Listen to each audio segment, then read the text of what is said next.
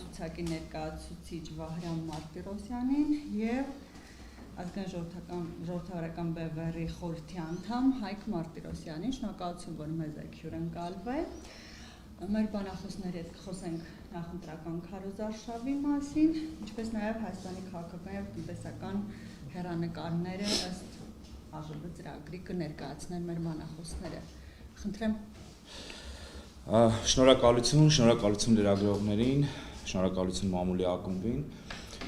Արդեն ընտրարշավի պայքարին մնացել է մի քանի օր ընդամենը, շատ կարճ ժամանակ է մնացել։ Մի քանի արձանագրումներ ցանկանում եմ կատարել եւ շատ կարճ ամփոփ մի քանի վերլուծություն եւ անցնենք առաջ։ Առաջին հերթին, ինչպես մենք տեսանք, տեղի ունեցավ այն, ինչը մենք կանխատեսում ենք եւ անընդհատ ասում էինք, ստեղծվեց կեղծ օրակարգ հասարակության համար, որ իբրև թե երկու ուժ է միայն հիմնական մասնակցում ընտրարշավին, որոնք իբրև թե միայն այդ երկուսը շանս ունեն, իբրև թե անցնելու խորհրդարան։ Դա այսպես կոչված նախկիններն են, իդեմս մասնավորապես Ռոբերտ Քոչարյանի, որովհետև Սերժ Սարգսյանի թիմը իրենց բոլշևիկյան աստղով այլևս այդքան էլ կենսունակ չի թվում, եւ մյուսը ներկաներն են, իդեմս կապիտուլյանտների թիմի Նիկոլ Փաշինյանի ղեկավարությամբ եւ տեսնում ենք նաեւ, որ շատերը ասում են, որպեսզի նախկինները չգան, մենք ընտրելու ենք ներկաներին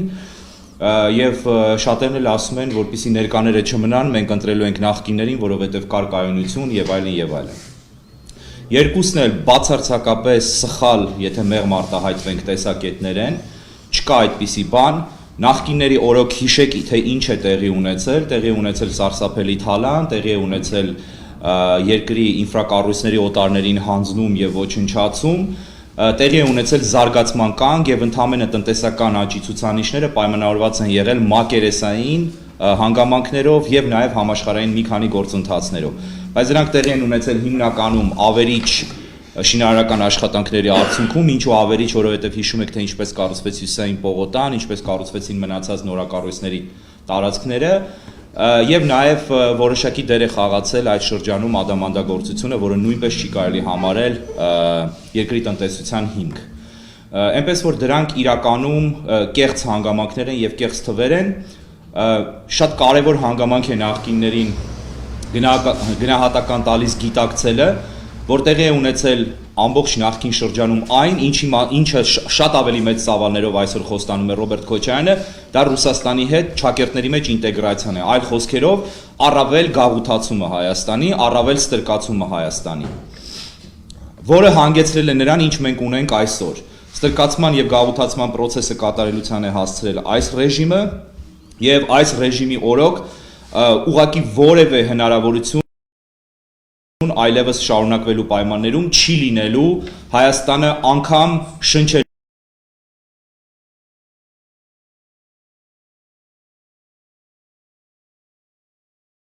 հնարավորության բերելու։ Դա բացառված է։ Այսինքն մենք ունենք իրավիճակ,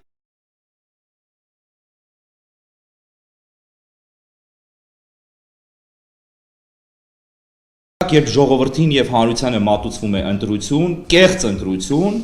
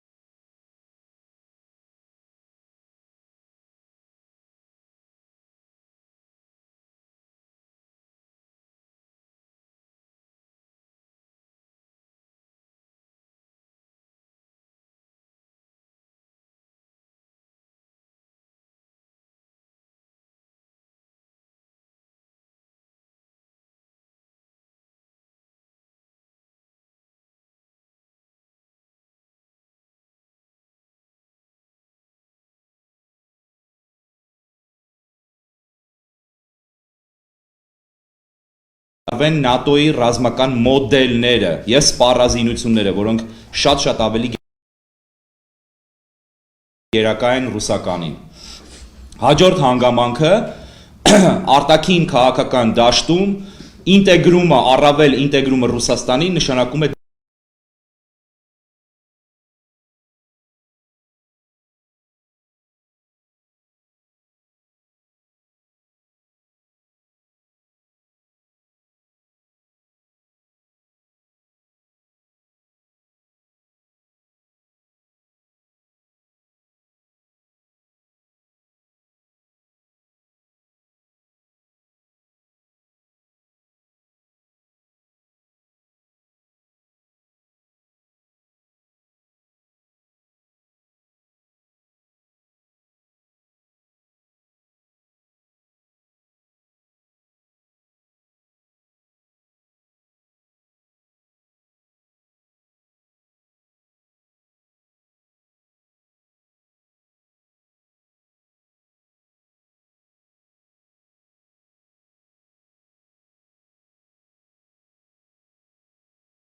որի իբրև թե ազգային ժողովրդարական բևեռը իհարկե լավն է ասում են, բայց շանսեր չունեն անցնելու։ Ես ուզում եմ ընդգծել, որ սա նույնպես կեղծ պրոպագանդիստական թեզ է, որովհետև մենք ունենք սատարման շատ լայն ուղեցիր,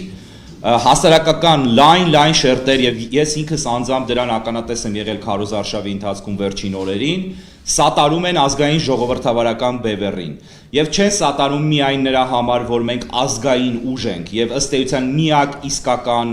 եւ լուրջ քաղաքական ծրագիր ունեցող ազգային ուժն ենք, որը մասնակցում է այս ընտրություններին, այլ որովհետեւ մենք նաեւ իսկական ժողովրդավարական ուժն ենք, որը մասնակցում է այս ընտրություններին։ Եվ շատ կարևոր է, որպեսզի նոր Հայաստանը դուրս գա թե նախկին, թե ներկա իրական բռնատիրական համակարգից, որտեղ հիմա էլ կա բռնատիրություն, ուղղակի համոզել են, թե դա չկա շատերին, բայց ոչ բոլորին։ Մենք առաջարկում ենք ազգային եւ անպայմանորեն ժողովրդավարական օրակարգ։ Սրանք ամենակարևոր կետեր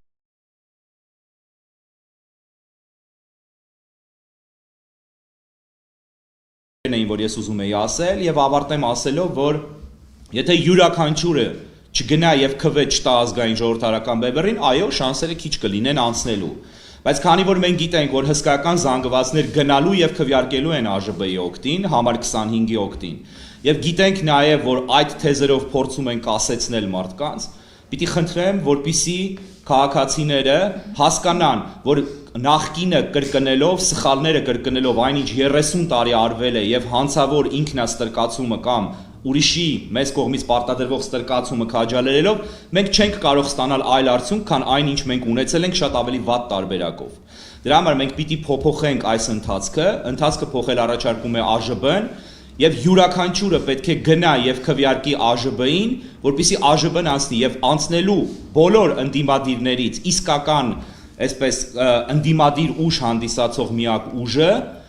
դա ազգային ժողովրդավարական բևեռն է, կրկնեմ, համար 25 քվեաթերթիկը, որին քվեարկելով դուք չեք փոշիացնի մեր ձայները տալով դրանք ուրիշին, այլ տալով դրանք մեզ, կկենտրոնացնեք այդ ձայները եւ շանս կտաք պարլամենտում ունենալ բոլորովին այլ իսկական միակ աշխատող լուծումը ներկայացնող քաղաքական ուժ։ Հետևաբար մնացած որևէ սատելիտ կուսակցությունների, կեղծ փոքրիկ կուսակցությունների պետք չէ քվեարկել, պետք չէ քվեարկել նաեւ նախկինի եւ ներկայի հանցագործներին։ Քվեարկեք ազգային ժողովրդավարական բևեռին, շնորհակալություն։ Շնորհակալություն, իսկ նաեւ մեր մյուս բանախոսին, այնտեղ անցնենք հարցերին։ Ինչպես իմ գործընկերը նշեց, այս հիմա պատմական պահ է, մենք ազգովի որոշում կայացնելու եւ փոխելու մեր ուղին, գնալու ավելի լավ, ավելի բարեկեցիկ ճանապարհով։ Եվ այո, իհարկե, 30 տարի մենք արել ենք մի բան, եթե մենք ոչինչ չփոխենք, ինչու պետք է փոխվի ինչ-որ մի բան մեր մոտ։ Դա լինելու է իհարկե ավելի վատը։ Չի կարելի մյուս կողմից ընտրություն կատարել վատի եւ ավելի վատի միջև։ Կա ազգային ժողովրդավարական բևեռ, որը առաջադեմ է։ Ամենակարևորը ազգային է եւ հայրենասեր է։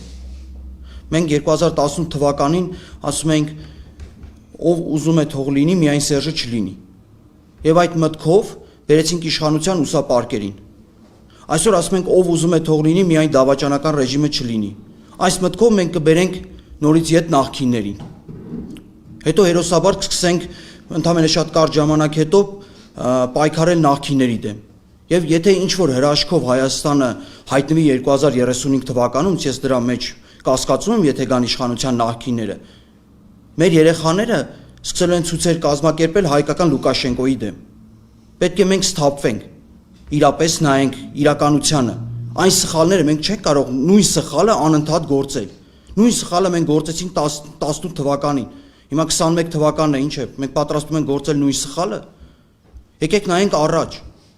Մեր մյուս տնտեսական ու մյուս անհաջողությունների հիմնական խնդիրը կայացել է նրանում, որ հիմնական Հայաստանի կառավարող ուժերը եղել են հետադիմական։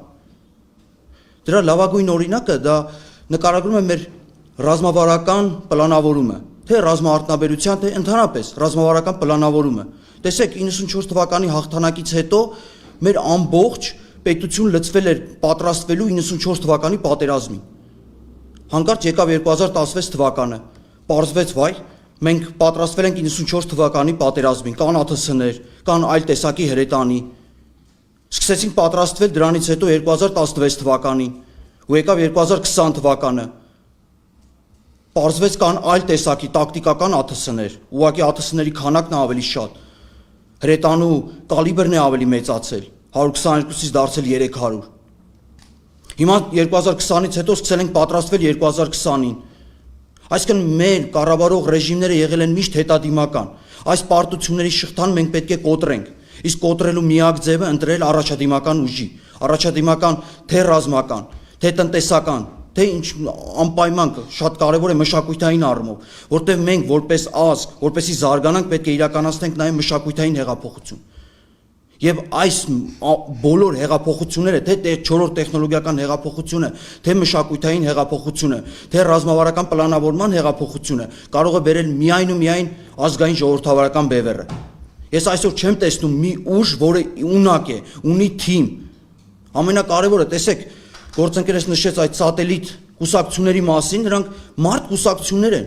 Այսօր որ կուսակցություն նույնիսկ այսօրվա գործող այդ հարաբերական իրենց կեղծ ֆավորիտ համարող կուսակցությունները, նրանք նույնպես մարդ կուսակցություններ են։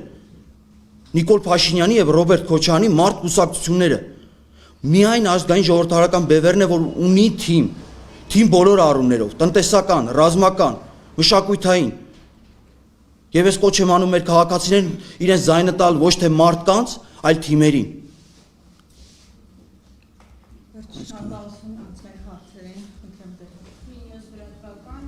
հետաքրքիր է ինչպես է պատկերացնում արևմուտքի հետ հարաբերությունները եւ այդ կոնտեքստում ինչ է տալու դա մեր երկրի տնտեսությանը։ Շնորհակալ։ Կարծում եմ երկուսս էլ կարող ենք պատասխանել։ Ես սկսեմ, ուրեմն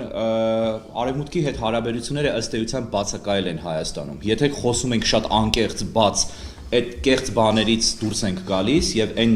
շղարշից, որը մեզ մատուցվել է անընդհատ իբրև թե արևմուտքի հետ հարաբերություններ կան։ Հարաբերություններ եղել են միայն Ռուսաստանի հետ եւ դրանք եղել են ստրուկի եւ ստրկատիրոջ հարաբերություններ,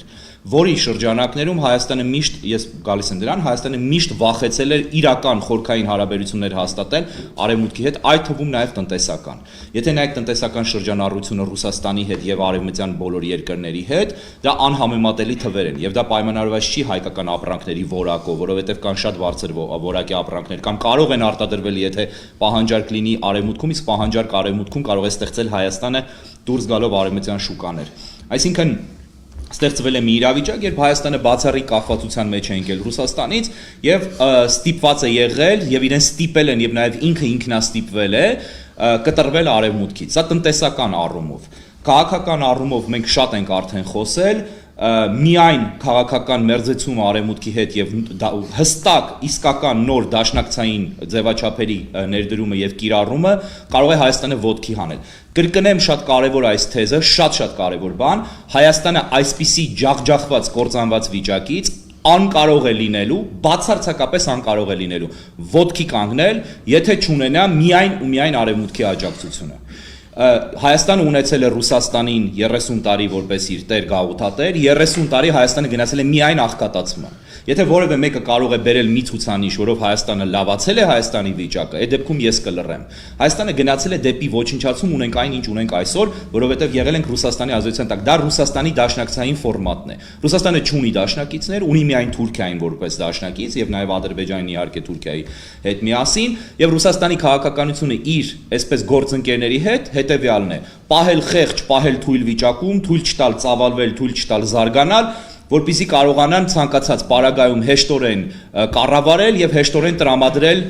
իրենց նոր եւ առավել ուժեղ եւ արժեքավոր գործընկերներին, ինչը տեղի ունեցավ այս պարագայում։ Արևմուտքի մոտեցումը բոլորովին այլ է, տնտեսապես կատարել խոշոր ներդրումներ դաշնակից երկրներում,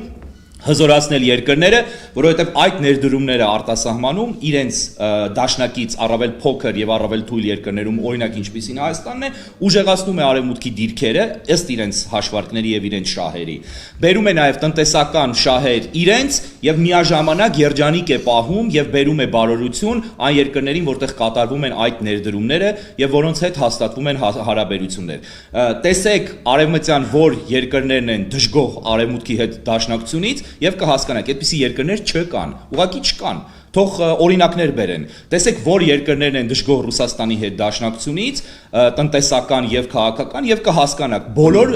երկրները, որոնք ստիպված են հանդիսանալ Ռուսաստանի կիսասատելիտներ կամ կատարյալ ստրուկներ, ինչպիսին Հայաստանն է։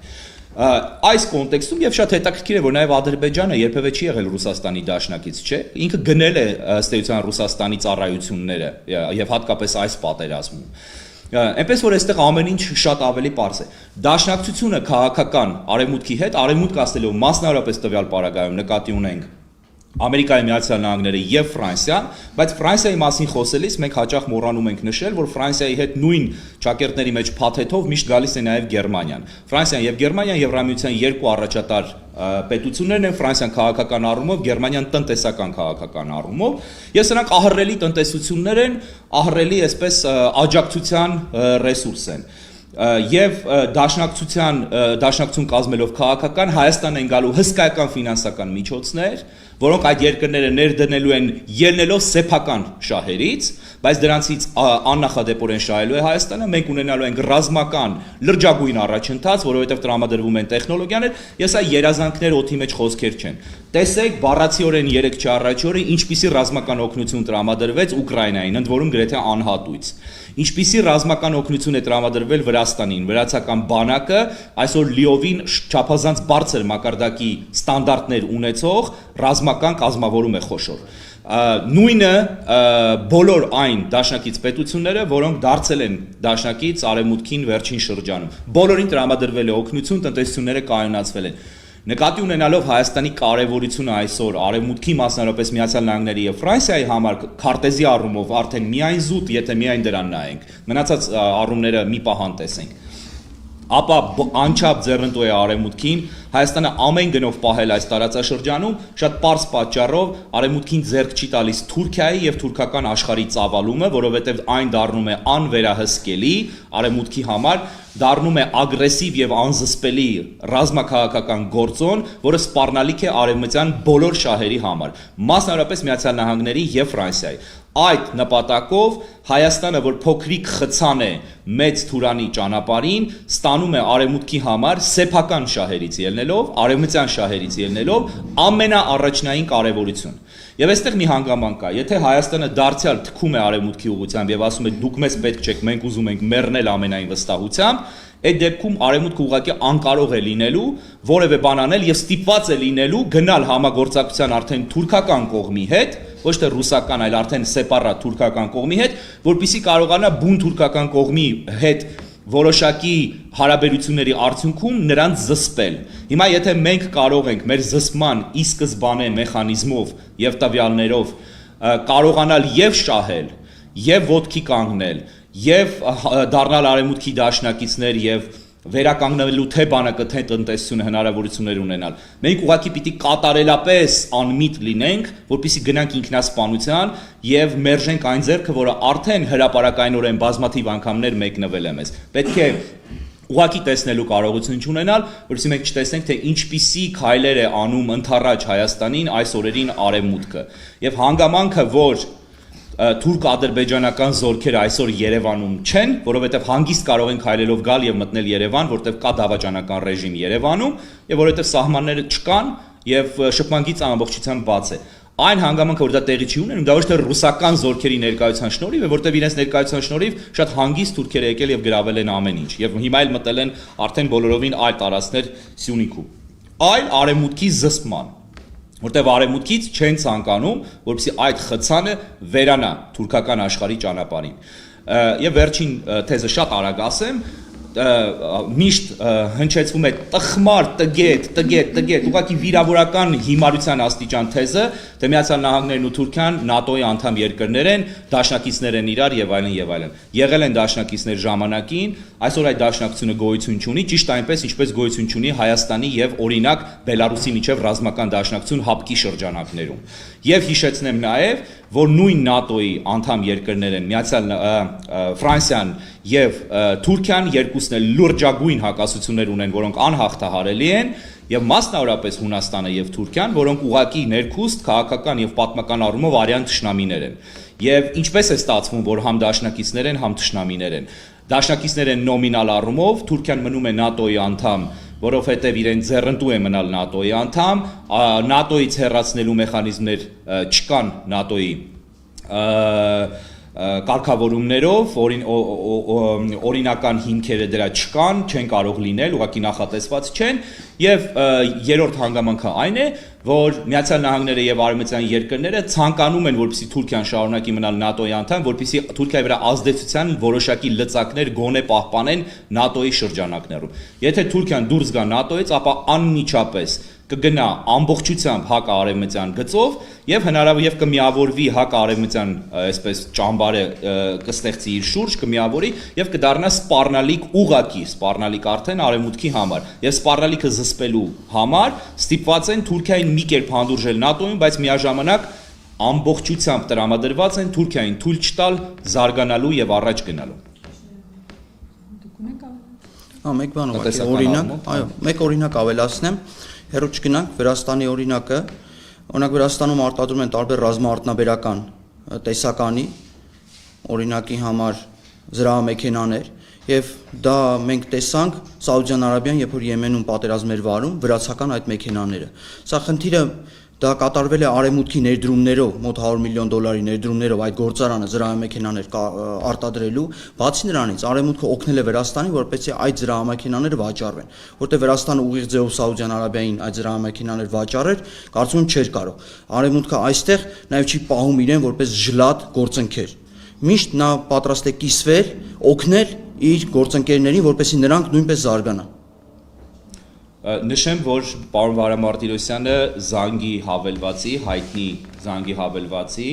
որը ամբողջ աշխարհում հայտնի է եւ կիրառվում է եւ ամենավստահելի հեռախոսակապի միջոցներից մեկն է, ստեղծողն է։ Մենք այստեղ ոչ թե հավելվածն ենք գովազդում, այլ ներկայացնում ենք, թե ով է Վարամ Մարտիրոսյանը։ Այնպես որ տեխնոլոգիական առումով ինքը լավագույն մասնագետներից է եւ ասեմ նաեւ, որ ազգային ժողովրդարական բևեռը շատ ուրախ է, որ պարոն Մարտիրոսյանը միացել է խորհրդին։ Շնորհակալություն։ Այսպեսի մի հարց,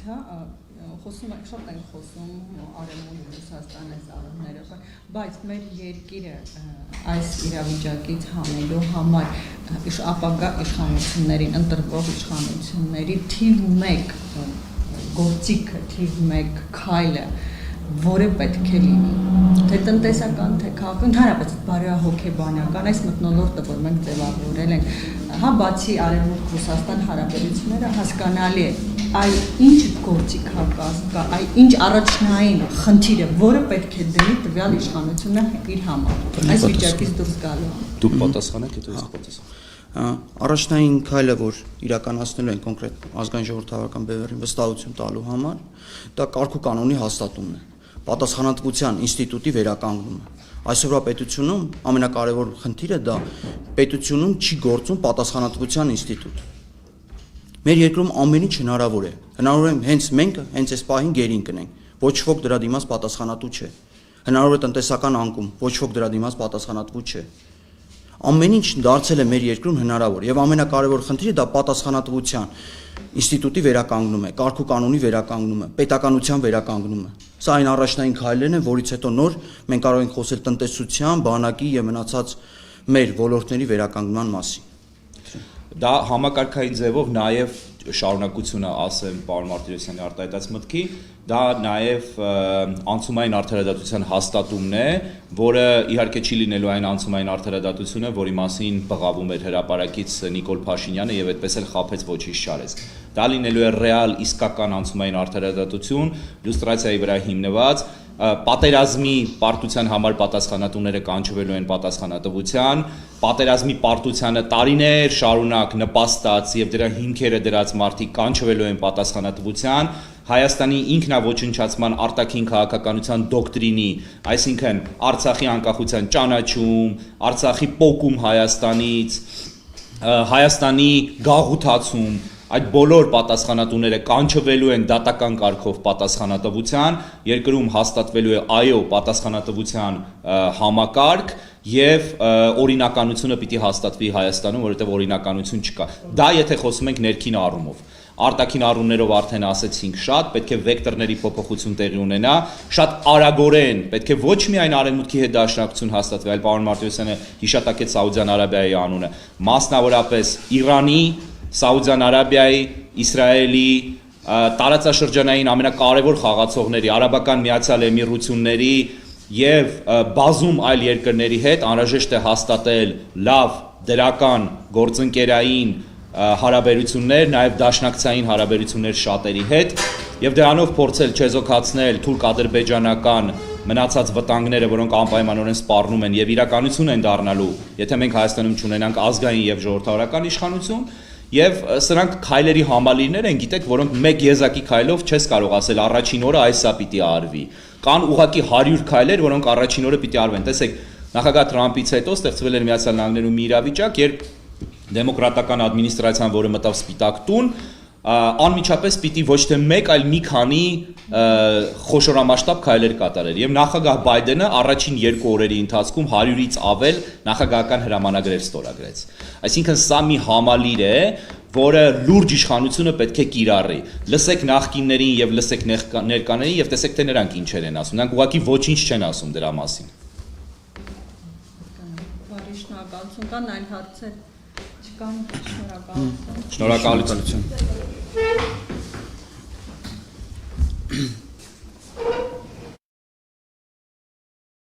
Սիրելի հայրենակիցներ, Ազգային ժողովրդավարական բևեռը դիմում է այն սկզբունքային մարդկանց, ովքեր անկաշար են, ովքեր պատրաստ են արդարության համար մարտնչել, գալ եւ օգնել մեզ։ Մենք առնվազն մի քանի հազար վստահված անձանց կարիք ունենք մեր ժողովրդի ձայնին տեր կանգնելու համար։ Գրանցվելու համար կարող եք զանգահարել 093 64 31 63 հեռախոսահամարին։ Ազգային ժողովրդավարական բևեռ, Քվեաթերթիկ համար 25